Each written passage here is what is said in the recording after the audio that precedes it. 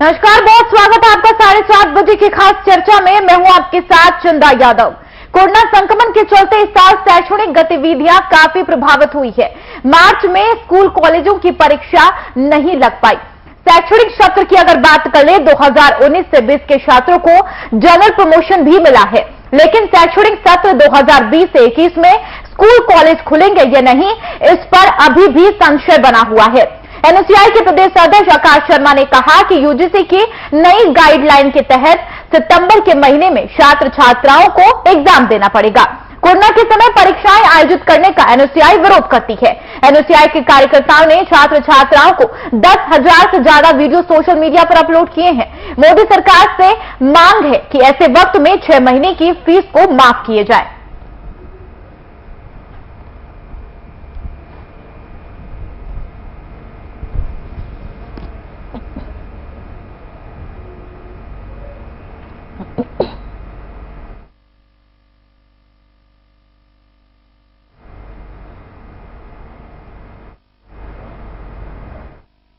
भीषण कोरोना महामारी के दौर में यूजीसी का एक फरमान जारी हुआ है, जिसमें सारे विश्वविद्यालयों को परीक्षा कराने का आदेश हुआ है। इस फरमान से लाखों छात्रों में देश में दहशत का माहौल है। जिस प्रकार से महामारी फैल रही है, उसमें ये परीक्षा कराना छात्रों पर अत्याचार करने वाले, इसी के विरोध में आज कांग्रेस पार्टी के साथ मिलकर ऑल इंडिया एनएसयूआई ने एक डिजिटल आंदोलन सोशल साइट्स पे किया है। फेसबुक, इंस्टाग्राम, व्हाट्सएप सब पे हम देख रहे हैं छात्र, लाखों छात्र देश भर में बढ़ हिस्सा ले रहे हैं। स्पीक अप फॉर स्टूडेंट ये हैशटैग के साथ छात्र में वीडियो डाल रहे हैं और यूजीसी के इस फरमान के खिलाफ अपना विरोध दर्ज करा रहे हैं।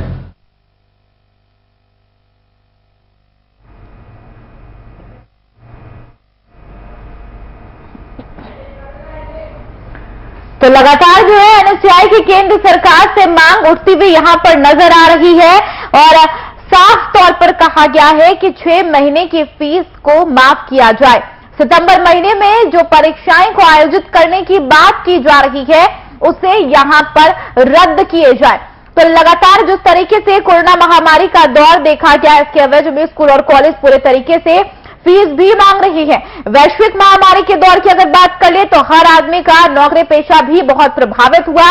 बड़े स्तर पर नौकरियां गई है या फिर सैलरी में भी यहां पर कटौती की गई है। और अब national student union of India के राष्ट्रीय सचिव वरुण चौधरी ने भी यहां पर मांग उठाई है कि कम से कम 6 महीने की स्कूल और कॉलेज की फीस जो है पूरे तरीके से माफ होनी चाहिए। और केंद्र सरकार ने लगातार जो है यहां पर जो सितंबर माह में परीक्षा आयोजित करने की बात की है, उसी का विरोध तमाम जगह पे यहां पर किया जा रहा है।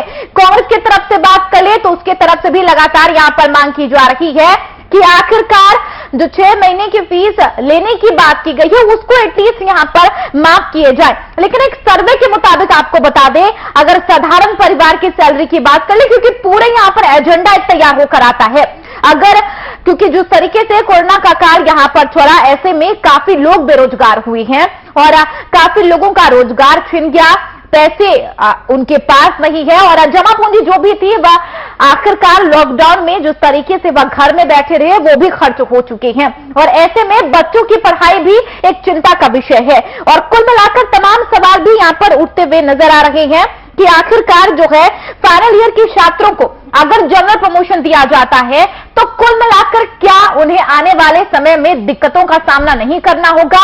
ऑनलाइन परीक्षा की भी बात की जा रही है। हालांकि अगर भारत देश की अब अपने बात कर ले तो ऑनलाइन परीक्षा आयोजित जो है अभी तक कुल मिलाकर कई जगहों में नहीं की गई है। हालांकि आज इसीलिए है जो अभी भी हमारा देश डेवलपिंग में जाना जाता है। लेकिन जो प्लानिंग की जा रही है ऑनलाइन परीक्षा देने की, तो क्या उम्मीद जताई जा सकती है कि वह कितना सफल हो पाएगा, यह भी सवाल यहां पर उठता हुआ नजर आ रहा है।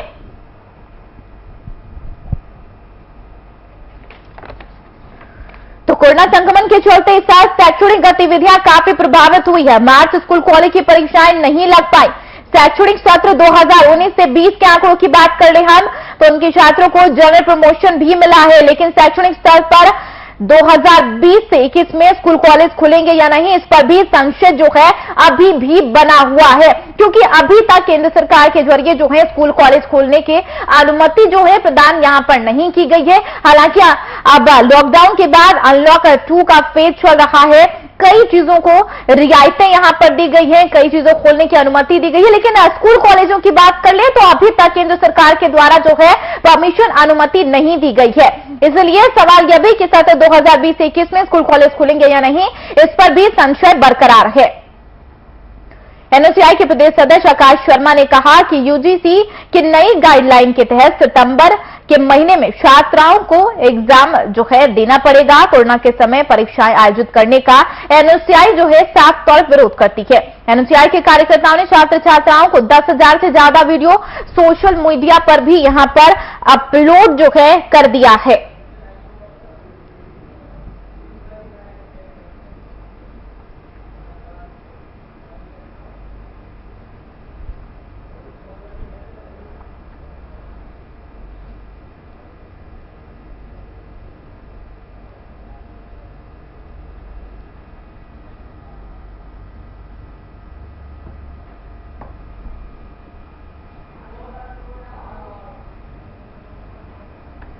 तो लगातार जो है एनएसयूआई ने केंद्र सरकार से मांग यहां पर की है कि आखिरकार जो है लगातार जो 6 महीने की फीस लेने की बात की गई है उसमें कहीं ना कहीं माफी जो है होनी चाहिए, और परीक्षा आयोजित करने की बात भी जो यहां पर की गई है कि परीक्षा आयोजित सितंबर माह के में किया जाएगा, उसे भी रद्द करने की लगातार मांग की गई है।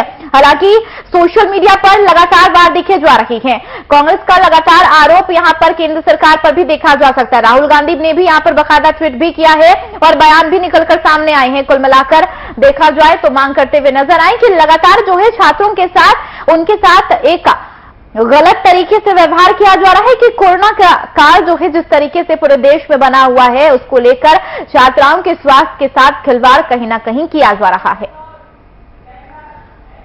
तो लगातार आज हम इसी खबर पर चर्चा करेंगे, जिसके लिए हमारे साथ सीधे यहां पर जो है लाइव में हमारे साथ जुड़ चुके हैं अंजू गंगवानी जो कि नेता कांग्रेस से हैं, और हमारे साथ प्रोफेसर अजय चंद्राकर जो कि दुर्गा महाविद्यालय से। दोनों का बहुत स्वागत है साधना न्यूज में। कुल मिलाकर आज जो है जिस विषय पर आज हम चर्चा कर रहे हैं वो है आखिरकार एनएसयूआई ने जो लगातार केंद्र सरकार से मांग की है और जिस माफी की यहां पर मांग की गई है 6 महीने की फीस माफ किए जाए। पहले आपके पास आना चाहूंगी अंजय गंगवानी जी, पहले तो बहुत स्वागत है आपका साधना न्यूज में।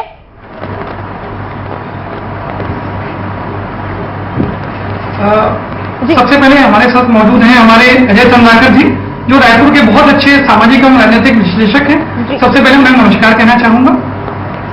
हमारे राष्ट्रीय कांग्रेस संगठन के द्वारा पहले भी सोशल मीडिया के कैंपेन अभियान लगातार चलाए गए हैं। सबसे पहले मजदूरों के लिए स्पीक अप इंडिया कैंपेन चलाया गया था।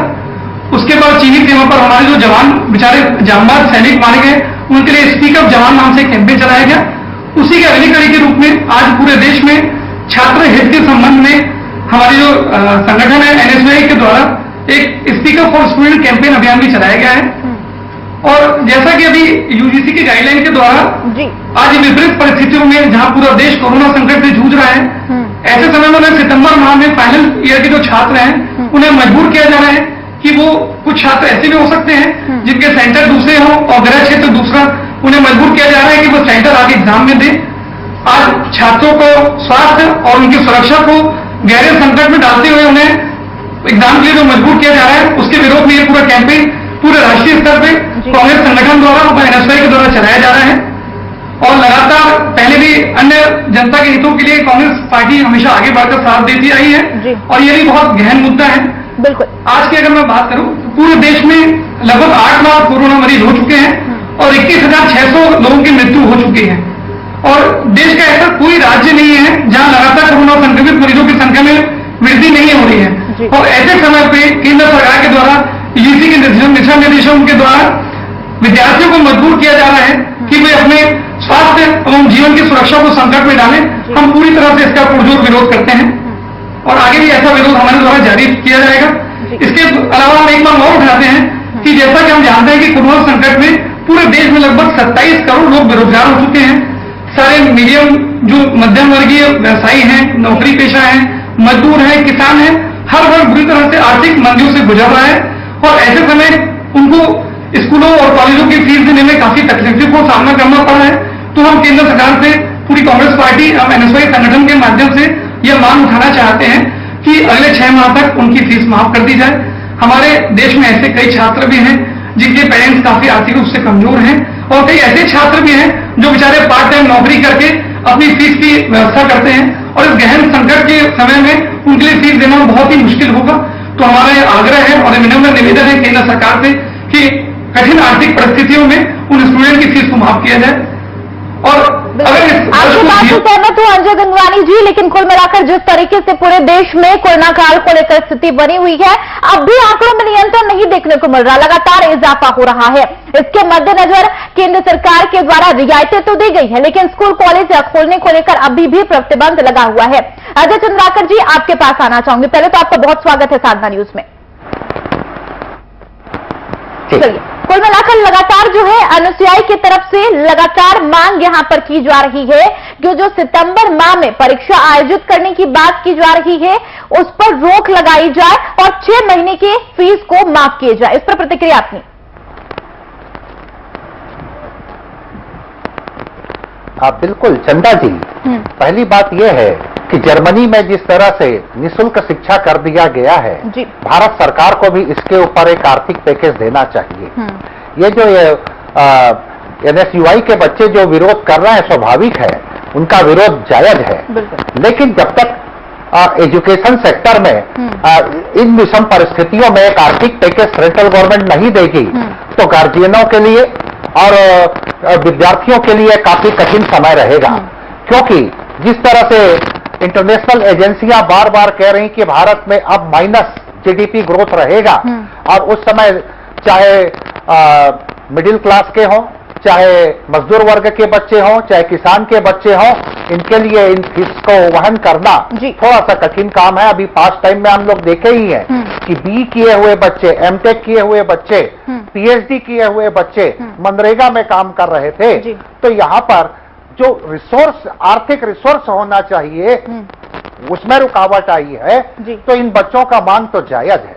अब प्रश्न ये है कि भारत में एजुकेशन के लिए टोटल 1,03,000 करोड़ रुपए का बजट है और ये स्कूल से लेकर के रिसर्च तक का है। अब स्कूल के लिए इसमें मिड डे मील भी शामिल है।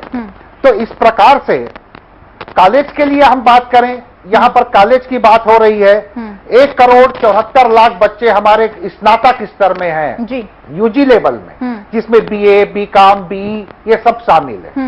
पीजी में करीब करीब 25 लाख बच्चे हैं और उसके बाद फिर 1,61,000 बच्चे हमारे रिसर्च के फील्ड में।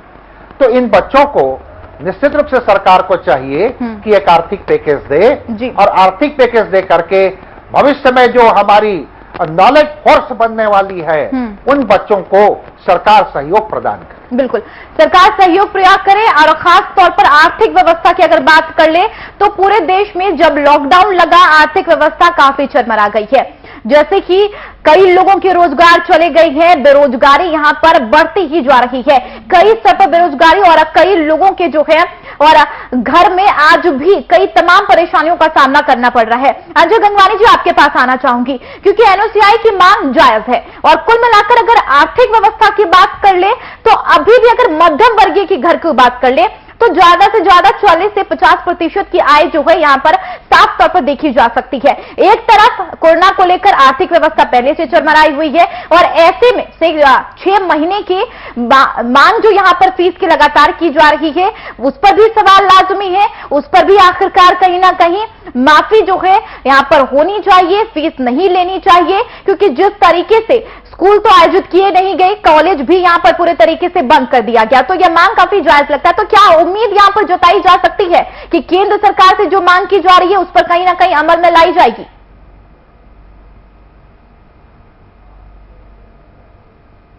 आपकी बात से मैं पूरी तरह सहमत हूं। थोड़ी देर पहले जैसे हमारे सम्मानित विश्लेषक अजय चंद्राकर जी ने भी कहा कि जर्मनी में एक शिक्षा के लिए अलग से आर्थिक पैकेज दिया गया है जो एक बहुत अच्छी शुरुआत है।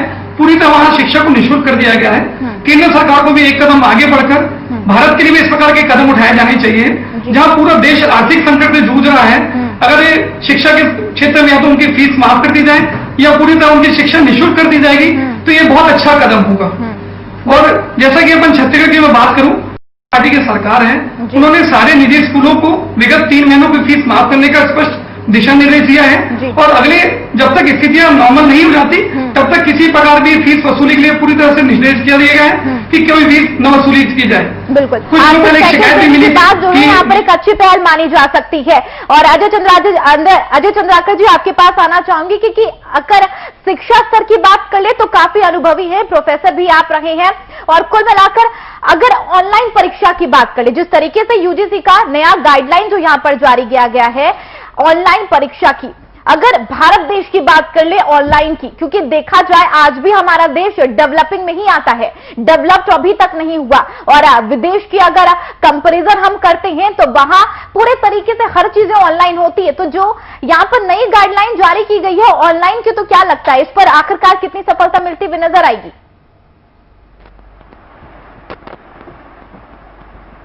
चंदा जी, हमारे देश में ऑनलाइन के लिए वो अधोसंरचना का निर्माण ही नहीं है। हार्वर्ड यूनिवर्सिटी जो अपने लाइब्रेरी में पदस्थ लाइब्रेरियन से लेकर के जो स्टाफ है उनको जो तनख्वाह देती है, उतना पैसा तो हम रिसर्च में नहीं लगाते हैं। तो हम कैसे उनसे तुलना कर पाएंगे कि वेस्टर्न कंट्रियों में ऑनलाइन परीक्षाएं हो रही हैं और सफलतापूर्वक, और भारत में अधोसंरचना के निर्माण की कमी के कारण ये संभव नहीं है। वो अबूझमाड़ का बच्चा, वो बस्तर का बच्चा, वो 20-20 किलोमीटर, इवन रायपुर रविशंकर विश्वविद्यालय में या फिर भारत में लगभग 800 विश्वविद्यालय हैं और लगभग 40,000 एफिलेटेड कॉलेज हैं। इन कॉलेजों में 20 किलोमीटर, 40 किलोमीटर, 50 किलोमीटर के बच्चे आते हैं पढ़ने के लिए, गांव से भी आते हैं। और नेटवर्क की उनको के लिए स्ट्रगल करना पड़ता है, नेटवर्क की समस्या रहती है। और इस पोजीशन में उन थकित बच्चों का, उन गरीब बच्चों का, उन कर्मशील बच्चों का वो इस एजुकेशन के महायज्ञ से वंचित ना हो जाएं। एक बात और छूट रही चंदा जी, क्या प्रत्येक विश्वविद्यालय भारत में जो प्राइवेट विद्यार्थियों को बिठाते हैं परीक्षा देने के लिए, वो प्रत्येक विश्वविद्यालय के लिए कमाई का रिसोर्स होता है। उन बच्चों के बारे में कोई चर्चा ही नहीं।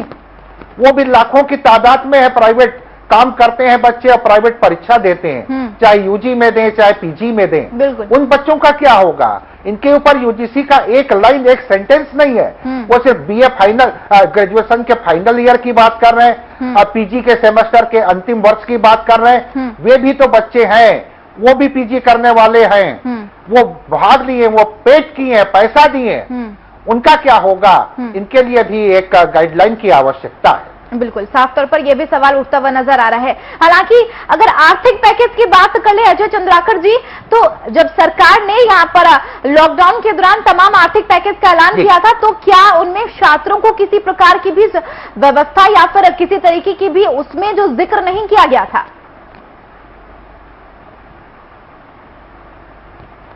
जी चंदा जी, एक्चुअली भारत में जो बजट निर्माण होता है उसमें शिक्षा का नंबर तो 12वां आता है और स्वास्थ्य का 14वां नंबर में आता है। और ये जो विषम परिस्थिति आई, इसमें स्वास्थ्य जो 14 नंबर है इसके ऊपर सरकार को काम करना पड़ा। साथ ही साथ चाहे वो सेंट्रल गवर्नमेंट हो चाहे सभी राज्यों की सरकारें हो, अब एजुकेशन के ऊपर यही अकाउंटेबिलिटी की बात आ रही है, सरकार की जवाबदेहिता की बात आ रही है कि वो अपने युवा पीढ़ी के लिए, चाहे वो देखिए हमारे यहाँ जो अधोसंरचना की स्थिति है चंदा जी, मान लो पहली बात तो यह है कि 95% बच्चे जो रजिस्टर्ड होते हैं प्राथमिक स्कूल में, वो स्नातक स्तर तक जाते जाते 50% बच्चे बाहर हो जाते हैं। और इसके अलावा स्कूल से ही हम स्टार्ट करें, ये सिर्फ कॉलेज की समस्या नहीं है, ये तो हमको व्यापक दृष्टिकोण से देखना पड़ेगा, स्कूली एजुकेशन के ऊपर भी देखना पड़ेगा। अब पहली कक्षा से 5वीं कक्षा तक जो बच्चे पढ़ने आते हैं उनके लिए हमारी बिल्डिंग की अधोसंरचना मान लो 100 स्कूल का है जी। वही 6वीं से जब 8वीं तक जाते हैं तो स्कूल का वो भवन बसता है 100 से 40। उसके बाद 8वीं से जब 10वीं में जाते हैं तो वो स्कूल होती है 20 जी, और 10वीं से 12वीं में जाते हैं तो वो स्कूल है 9।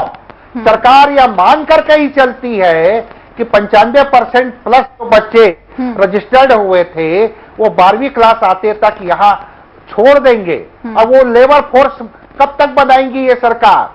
लेबर फोर्स नहीं, इन बच्चों को अब नॉलेज फोर्स बनाने की आवश्यकता है। बिल्कुल, साफ तौर पर तमाम सवाल उठते हुए शिक्षा स्तर को लेकर नजर आ रहे हैं। अजय गंगवानी जी, आपके पास आना चाहूंगी, क्योंकि अगर भारत की शिक्षा स्तर की बात कर ले तो कुछ अच्छी नहीं है, लेकिन लगातार जिस तरीके से इंप्रूवमेंट की बात हो रही है, ऑनलाइन क्लासेस की बात हो रही है, लेकिन एक सवाल यहां पर उठता हुआ यह भी नजर आ रहा है कि 2020 से 21 का जो सत्र है, क्योंकि अभी तक भी संशय इस पर बरकरार है कि स्कूल कॉलेज खुलेंगे या नहीं, तो क्या उम्मीद जताई जा सकती है कि क्या आगे जो है गाइडलाइन में निकलकर यह भी सामने आएंगे कि क्या स्कूल खुलने की, कॉलेज खुलने की उम्मीद यहां पर जताई जा सकती है? क्योंकि जिस तरीके से पूरे देश में कोरोना को लेकर स्थिति बनी हुई है, भयावह स्थिति बनी हुई है, उसके मद्देनजर देखा जाए तो हमें नहीं लगता कि भी इतनी जल्दी स्कूल और कॉलेज खुलने की अनुमति दी जाएगी।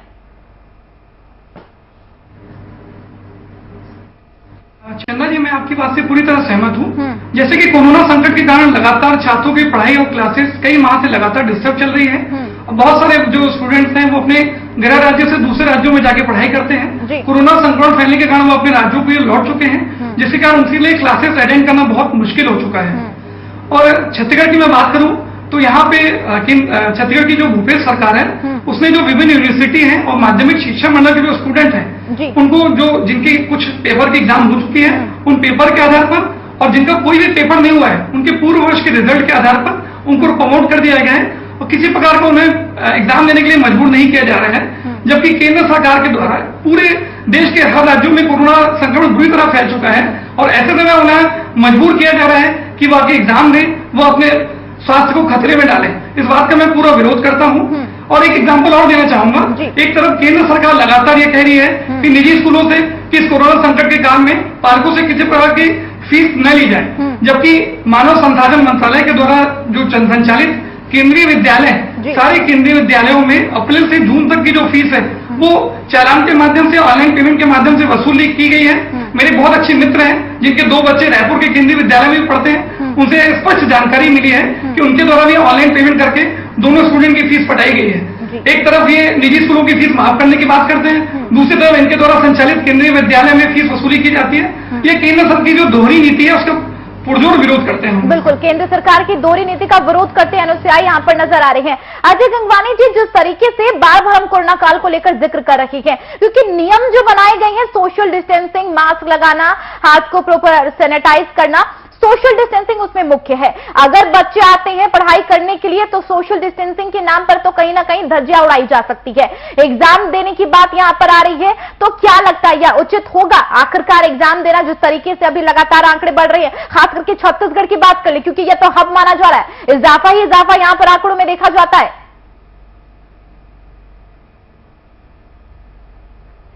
वही चंदा जी, मैं कहना चाह रहा हूं कि एक तरफ ये सोशल डिस्टेंसिंग की बात करते हैं, लगातार इनके द्वारा कहा जाता है कि जब तक बहुत जरूरी ना हो घर से न निकलें, और दूसरी तरफ ये छात्रों को मजबूर करते हैं कि वो एग्जाम के लिए बाहर आए। तो ये दोहरी नीति बहुत गलत है।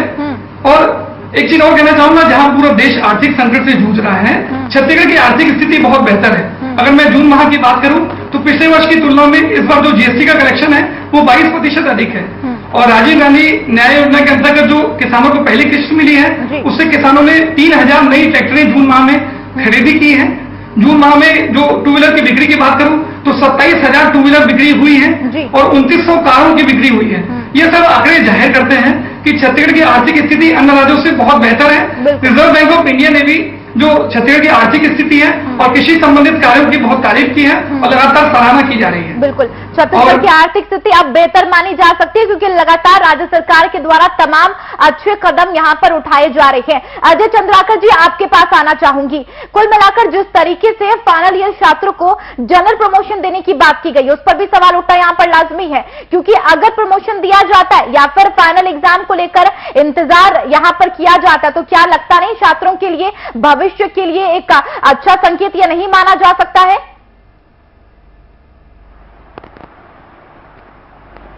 बिल्कुल चंदा जी, अभी क्या है, वेट करना ज्यादा उचित है। जनरल प्रमोशन दे दिए फर्स्ट ईयर में या सेकंड ईयर में, लेकिन चलो ठीक है, इसमें विषम परिस्थितियों में इस तरह से निर्णय लिए, लेकिन सैद्धांतिक रूप से यह ठीक नहीं है। परीक्षाएं होनी चाहिए। अपने ही कंट्री में कई प्रांतों की बात आती थी कि 2 साल पहले का एग्जाम अभी हो रहा है, ऐसा भी हम लोग देखे हैं। लेकिन ये तो करेंट ईयर रहा है पर्टिकुलर छत्तीसगढ़ के लिए। तो खैर जो भी हो, ये जनरल प्रमोशन कर दिए, लेकिन वो बच्चे पास होने तक तो खुश हैं, आनंदित हैं, लेकिन उनको तो अपना ही भविष्य बनाना है। बिल्कुल। माता पिता, गार्जियन, गुरु या फिर संस्थाएं या फिर सरकार कब तक साथ देंगी, सफर तो उन्हें ही अकेला तय करना है। और वहां पर उनकी प्रतिस्पर्धाएं होंगी, चाहे विदेश के विद्यार्थियों से भी। तो यहाँ पर बेटर यह है कि सेशन का जो सत्र है उसमें तब्दीली लाई जा सकती है। एक विकल्प ये है। दूसरी बात है प्रैक्टिकल एग्जाम जो होते हैं, प्रैक्टिकल एग्जाम के लिए ये ऑनलाइन कैसे संभव होगा। और तीसरी बात यह है चंदा जी, जो सबसे महत्वपूर्ण है कि केंद्र की सरकार और भारत के सभी राज्य सरकारें भी अपने अपने विश्वविद्यालय, स्कूल, कॉलेज, इसके लिए भी वो पैकेज निर्धारित करें। राज्य सरकारों की भी जिम्मेदारी है बिल्कुल कि वो 1000 करोड़ रुपया दे दें, 2000 करोड़ रुपया दे दें अपने इन नौजवानों के लिए। प्रत्येक राज्य सरकारों को और केंद्र सरकार को तालमेल बना करके यहाँ पर एजुकेशन सेक्टर को साथ देना चाहिए। बिल्कुल, एजुकेशन स्तर पर साफ तौर पर और भी कई ज्यादा यहाँ पर सुधार की भी जरूरत है। जैसा कि आपने अजय चंद्राकर जी कहा, राज्य सरकार को भी इस पर पहल करनी चाहिए। लेकिन केंद्र सरकार ने यूजीसी की जो नई गाइडलाइन यहाँ पर जारी कर दी है, उसको लेकर लगातार जो है एनएसयूआई की तरफ से मांग यहाँ पर की जा रही है, लेकिन अभी तक कुल मिलाकर कोई जवाब नहीं मिला है कि क्या इस पर संशय जो है लेकिन अभी तक बरकरार है, क्योंकि मांग लगातार किए जा रही है और कई जगह मांग उठे जा रही है कि 6 महीने के फीस को माफ किया जाए और एग्जाम जो है उसको रद्द किए जाए। राहुल गांधी की बात कर ले, उन्होंने भी इसका जिक्र करते हुए नजर आए, लेकिन केंद्र सरकार की तरफ से अभी तक कोई जवाब नहीं आया है।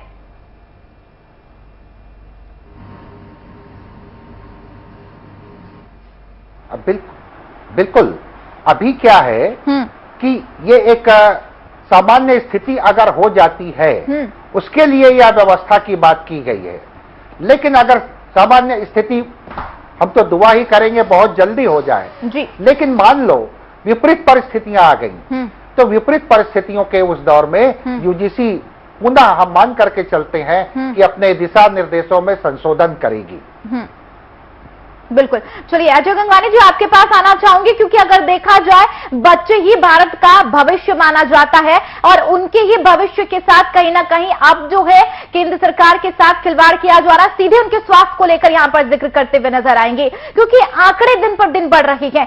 भले ही यहां पर रियायतें दी गई हैं, लॉकडाउन के बाद अनलॉक का फेज चल रहा हो, लेकिन रियायतें दी गई है, लेकिन किसी तरीके के नियंत्रण नहीं है। छत्तीसगढ़ का मैंने जिक्र किया, आप भी जानते हैं कि किस तरीके से इजाफा वहां पर देखने को मिल रहा है।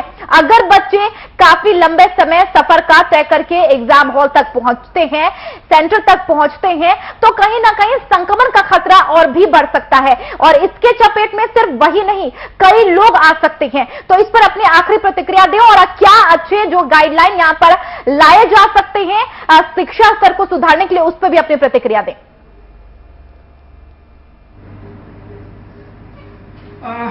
चंदा जी, मैं वही कहना चाह रहा था, जैसे अजय चंद्राकर जी ने स्पष्ट कहा कि जो केंद्र सरकार के द्वारा 20 लाख करोड़ का जो आर्थिक पैकेज देश को दिया गया, उसमें किसी प्रकार के डायरेक्ट कैश बेनिफिट की सुविधा नहीं दी गई। हर तरफ सिर्फ लोन की बात की गई। आज देश के प्रत्येक जो व्यक्ति है, चाहे वो किसान हो, मजदूर हो, नौकरी पेशा हो या मध्यम व्यवसायी हो, उसे इस जो आर्थिक पैकेज दिया उससे डायरेक्ट कोई बेनिफिट नहीं मिला है। ये आर्थिक पैकेज एक बढ़ावा मात्र था। आज जब देश के हर व्यक्ति, हर वर्ग को आर्थिक सपोर्ट की जरूरत थी, केंद्र सरकार के द्वारा सिर्फ लोन की बात की गई और इसके कारण किसी प्रकार के आर्थिक संकट में कोई सुधार नहीं हो पाया है। और छत्तीसगढ़ में इसके द्वारा देखिए, फिर भी मैं थोड़ी देर पहले भी आपको बता रहा था कि छत्तीसगढ़ की आर्थिक स्थिति काफी बेहतर है। एक बात और कहना चाहूंगा कि केंद्र सरकार के द्वारा एक गरीब कल्याण योजना लाई गई है। छत्तीसगढ़ में लगभग 47.9% जो जनसंख्या है वो गरीबी रेखा से नीचे है। उसके बाद भी जो है केंद्र सरकार के द्वारा इस गरीब कल्याण योजना में छत्तीसगढ़ को शामिल नहीं किया गया, क्योंकि यहाँ जो है कांग्रेस की सरकार है। यह भेदभाव की जो नीति है केंद्र सरकार की, ये पूरी तरह गलत है। आज ये जो कोरोना संकट है ये एक पूरा देश का एक सामाजिक संकट है, न कि कोई राजनीतिक संकट। इसमें पार्टियों को अपने मतभेद भुलाकर हर राज्यों की बराबर मदद करनी चाहिए ताकि वो कोरोना संकट से उभर कर देश की स्थिति को और बेहतर कर सके। और इस समय भी यहाँ भेदभाव करते हैं।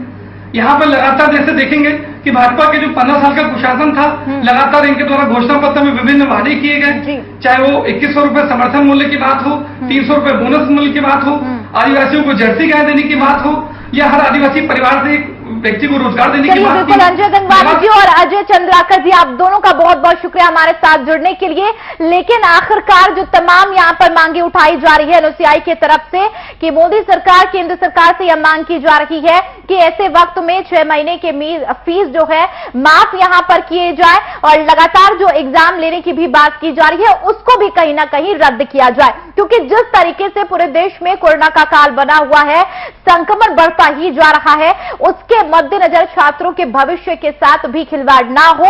यूजीसी गाइडलाइन में जो अपनी नई गाइडलाइन यहां पर जारी की है उसमें कहीं ना कहीं सुधार देखी जाए और की भी जाएंगे, एक अच्छे स्टेप लिए जाए, आर्थिक सहायता भी बाकायदा दी जाए। फिलहाल के लिए मेरे साथ इतना ही।